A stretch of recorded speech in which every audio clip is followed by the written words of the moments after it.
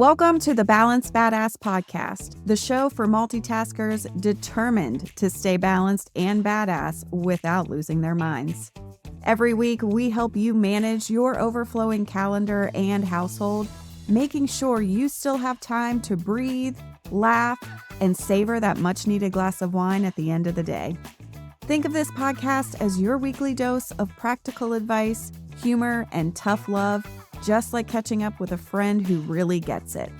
I'm Tara Kermiet, your personal growth coach, helping you handle how was your day without a meltdown. Now let's get into today's episode. Leaving a job that burned you out doesn't automatically make you feel better. You think it will, and you hope it will.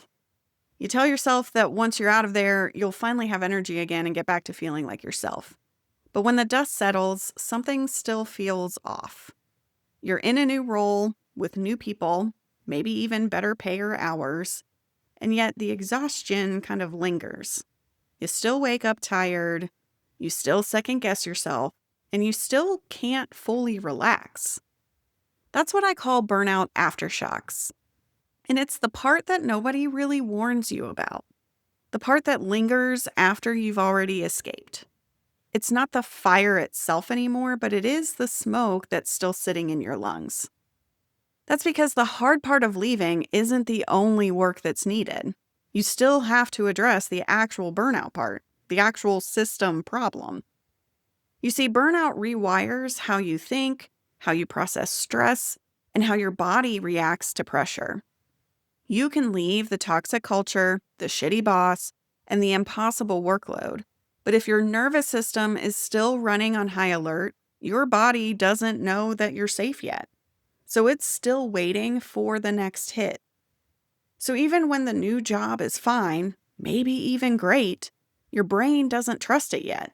You're still scanning for red flags. You're still taking on too much because it feels easier than disappointing someone. And you're still trying to prove your worth even though no one's asking you to. That's why you need to do the work of rebuilding a new baseline of safety. And you can't shortcut that part either. It's slow, boring work. It's eating real meals at real times, not skipping lunch because you lost track of time. It's saying no to that extra project even when your old habits tell you that it's risky. And it's realizing that recovery isn't about becoming your old self again. Leaving the job was just step one, friend. Healing from what the old job did to you is where recovery begins. So let's start with the fact that burnout changes you. It changes your brain chemistry, your stress response, your decision-making, your confidence, all of it. When you've been living in survival mode for a long time, your body and your brain adjust to that environment. They learn to function in chaos.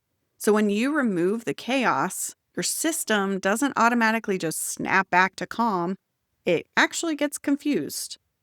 You might feel restless in the quiet. You might crave stress because your brain is still wired to equate that adrenaline with purpose. You might even start sabotaging yourself a little, taking on too much, staying late, or over-preparing, not because you necessarily want to, but because that rhythm feels familiar. That's the residue of burnout, the way it hijacks your sense of safety. You're technically out of danger, but your body's still scanning for those threats that just don't exist. And this is why people so often end up recreating the same patterns in new jobs. They're not intentionally walking into another stressful situation. They're just following what feels familiar. The pace, the pressure, that constant urgency, those are things that start to feel like home after a while. So one of the first steps in recovering from burnout after a job change is realizing that your body and your mind are on two very different timelines. Your mind might logically understand that you've moved on, but your body is still back in that conference room with the tight chest, the clenched jaw, and the unread emails piling up. That's why your recovery has to start at a physiological level. And no, I don't mean spa days or bubble baths, although those are great, don't get me wrong. But I mean the slow, steady stuff, the unsexy kind of consistency that teaches your system that it doesn't have to brace for impact anymore. Pick one thing: meals, sleep, movement, maybe rest. and make it predictable. Eat breakfast around the same time. Go for a short walk after work instead of collapsing into doom scrolling. Get in bed when you say you will.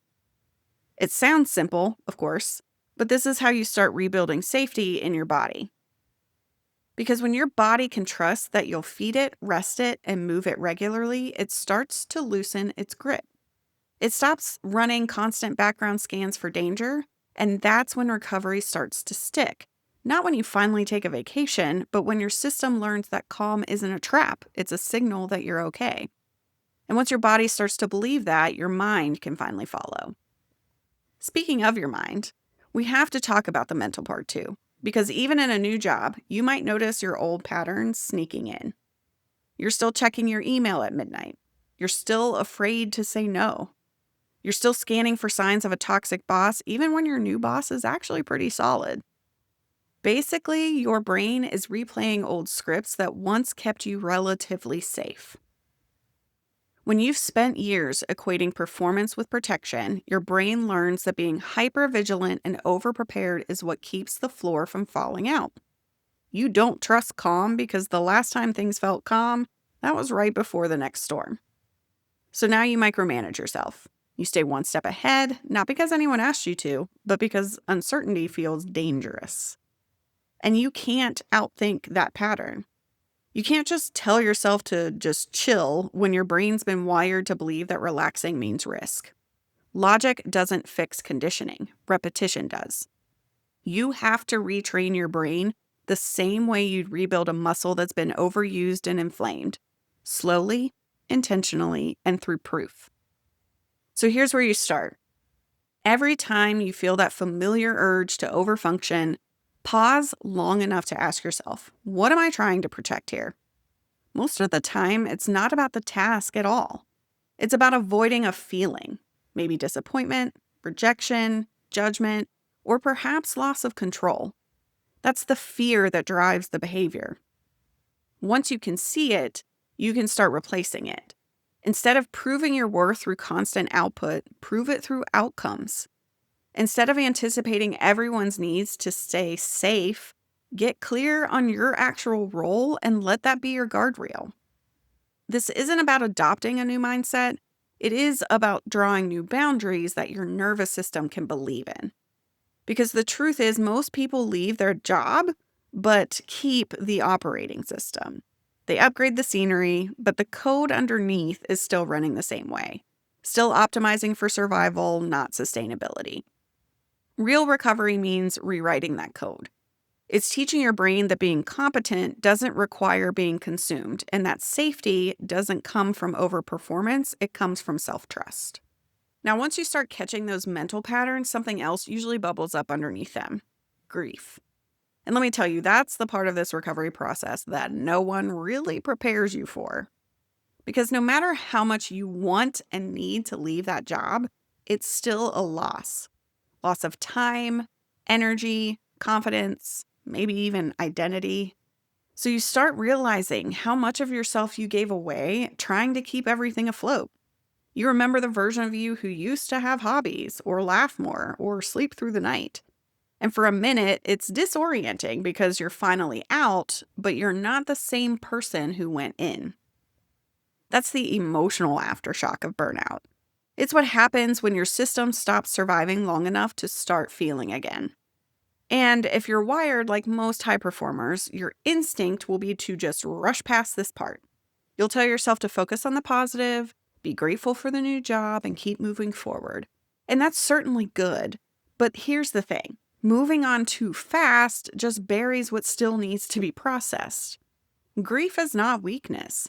It's your body's way of integrating the experience so it doesn't keep leaking into your future.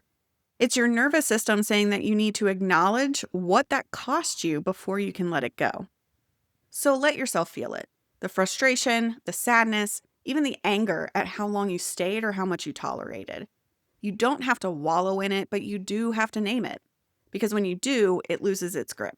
And that's when recovery starts to shift from reaction to rebuilding. Once you've allowed yourself to feel the cost, you can start designing your next chapter from clarity instead of fear. You're no longer building your boundaries around trauma, you're building them around truth. And that's when you stop trying to get back to who you were before burnout and start becoming who you were supposed to be all along. So once you started rebuilding, the next step is figuring out why you burned out the way you did. Because burnout doesn't show up the same way for everyone. It has its own fingerprint. Your personal burnout DNA is made up of the specific conditions, beliefs, and behaviors that shaped how it happened and why it lingered. This is where a lot of people get stuck. They start feeling a little better and think, okay, I just need to set stronger boundaries next time. But that's surface level. Boundaries are a tactic, not a diagnosis.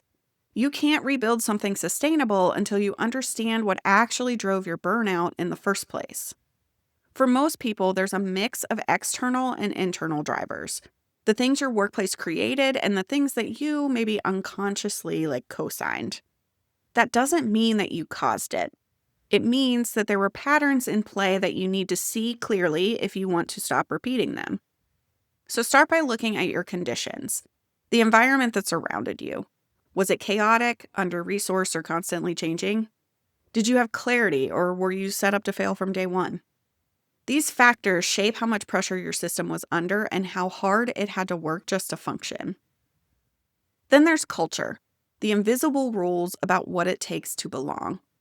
Maybe your workplace rewarded burnout behaviors, like late-night heroics, that always-on kind of responsiveness, even the expectation of availability. If the culture equated exhaustion in some way with dedication, then you probably learned to normalize depletion. Next comes convictions, your internal programming. These are going to be the stories that you tell yourself about what it means to be a good employee, leader, or person. Maybe it's that you can't let anyone down, or if you're not needed, you're not valuable. These beliefs are usually what keep burnout going long after the job ends. Then there's choices, the daily decisions that either protect or drain your energy. Saying yes when you mean no. Overriding your own limits. Ignoring the early signs that something's off because you don't want to be difficult. And finally, there's capacity, your bandwidth. The physical, emotional, and cognitive limits that define what you can realistically handle. Burnout often happens when you treat capacity like a suggestion instead of a constraint, when your output grows but your recovery doesn't. Together, these 5 areas, conditions, culture, convictions, choices, and capacity, form the blueprint of your burnout. They explain how you got there and what patterns you're most vulnerable to repeating. When you can see your burnout DNA clearly, everything changes. You stop fighting the symptoms and start addressing the structure. You recognize your early warning signs faster. You notice the environment that bring out your worst habits. And instead of walking straight into another round of overwork and resentment, you can actually design your work and your life around the way you're wired to thrive. That's the work of resistance. It's not about never feeling stressed again. That's not realistic. It is about, though, knowing yourself so well that stress doesn't have the same power to consume you. And once you understand what drives your burnout, the next step is reclaiming your sense of value. Burnout strips that away quietly. Not just your energy, but your confidence. You start questioning your competence, downplaying your accomplishments, and second-guessing everything. That's the loss of efficacy piece of burnout. The feeling that no matter how hard you work, it never adds up to enough. Rebuilding that starts with remembering that your worth was never the problem. The environment was. You were trying to prove value inside a system that only measured output. Now it's about redefining value on your own terms. Ask yourself, what do I do that actually creates impact? What strengths come naturally to me that I've been overlooking? When you can name those things, you start separating your worth from your workload. Owning your unique value is what breaks the last chain of burnout, the need to constantly earn your place. Because once you trust your value, you stop overworking to prove it. You stop chasing validation that's not coming. And that's when you finally start working from self-respect instead of self-preservation. Now, at this point in recovery, you've rebuilt enough clarity and confidence to stop reacting to your burnout and to start redesigning how you work. This is where agency comes back online. Because burnout doesn't just strip your energy, it also strips your sense of choice. Redesigning your work is about reclaiming that choice, reshaping your role so it aligns with who you are now, not who you were when you burned out. Think of this step as a form of job crafting, intentionally shaping your tasks, relationships, and perspective to create a healthier, more energizing fit between you and your work. You might not have control over everything about your job, but you will almost always have control over something. And those small points of agency add up. The way I teach this is through the lens of the 3 I's: influence, investment, and integrity. Influence is about reclaiming what's within your control. During burnout, everything starts to feel dictated: your schedule, your workload, even your reactions. But when you zoom out, there's always levers that you can pull. You may not be able to change the org chart, but you can change how you prioritize, how you communicate, and how you manage your energy. Influence is about identifying those levers and using them on purpose. So ask yourself, where do I actually have room to make some small adjustments that make my day more manageable and meaningful to me? Now, investment is about choosing where your effort goes and making sure it matches what matters. Burnout happens when your energy gets poured into things that don't align with your values or your strengths. So redesigning your work means redistributing that effort. Which tasks actually play to your strengths? Which relationships or projects give something back to you? Maybe that's growth, connection, or even purpose. This isn't about working less, it's about working differently. When you invest your energy with discernment, your capacity stretches further because it's not constantly being drained by misalignment. And then integrity is the anchor. It's the point where your work and your values finally line up again. When you're burned out, you often end up doing great work that doesn't feel good because it's out of sync with what you believe in. Redesign means realigning. You start asking, does this still reflect what I stand for? Does this decision, this project, or this pace align with the kind of leader or professional that I want to be? That's what keeps you from slipping back into self-betrayal disguised as dedication. When you combine job crafting with these 3 I's, you stop treating your job as something that happens to you and start treating it as something you can shape. Once you've redesigned how you work, the next step is expanding who you are outside of it. Burnout doesn't just drain your energy, it collapses your identity until work becomes the only place that you measure your worth. So part of recovery is reclaiming the rest of your life and giving your nervous system new ways to experience meaning, mastery, and joy. Cultivating non-work passions isn't about balance in the time management sense. It's about creating emotional diversification, giving yourself multiple places to feel capable and fulfilled so that your job isn't carrying the entire load of your identity. When all your validation lives in one arena, it only takes one bad quarter, one difficult boss, or one failed project to shake your sense of self. So start small. Explore things that have nothing to do with productivity or professional growth. Hike, bake, volunteer, garden, paint, hell, learn guitar. Whatever pulls you into flow without performance pressure. The goal isn't to be good at it. The goal is to feel human again.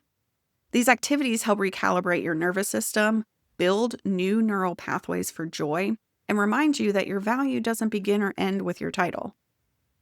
And your non-work passions can often reveal the pieces of you that burnout buried. The part that likes to create, connect, explore, or nurture. The part that's been waiting for permission to exist again. When you feed that side of yourself, your capacity for work expands naturally because your life isn't one-dimensional anymore. The step is where sustainability really takes root. You stop trying to escape work and start balancing it with experiences that refill you. You stop seeing rest as a reward and start treating it as maintenance. And most importantly, you start building a life that can hold your ambition and your well-being, not one that forces you to choose between them. Now, the final step in burnout recovery is realizing that you were never meant to do this alone. Burnout thrives in isolation. In the moments when you convince yourself that no one else would understand, or that asking for help means you're weak, or that you're the only one who can hold it all together. Recovery, on the other hand, happens in connection. Building your support squad is about surrounding yourself with people who reflect the healthiest version of you back to yourself, not the overextended, overfunctioning one that you're trying to outgrow. These are the people who remind you what enough looks like when you forget. I teach this through 5 core roles: the role model, mentor, coach, cheerleader, and sponsor. A role model shows you what's possible. Someone living proof that balance and success can coexist. A mentor offers wisdom and perspective.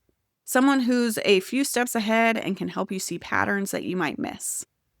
A coach helps you turn that awareness into action, holding you accountable to the changes that you say you want to make.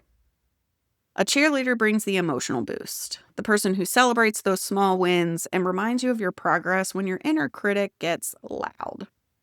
And a sponsor opens doors, the person who advocates for you in rooms that you aren't in yet. You don't need all 5 at once, and they don't have to come from work. Some might be friends, peers, or even online communities.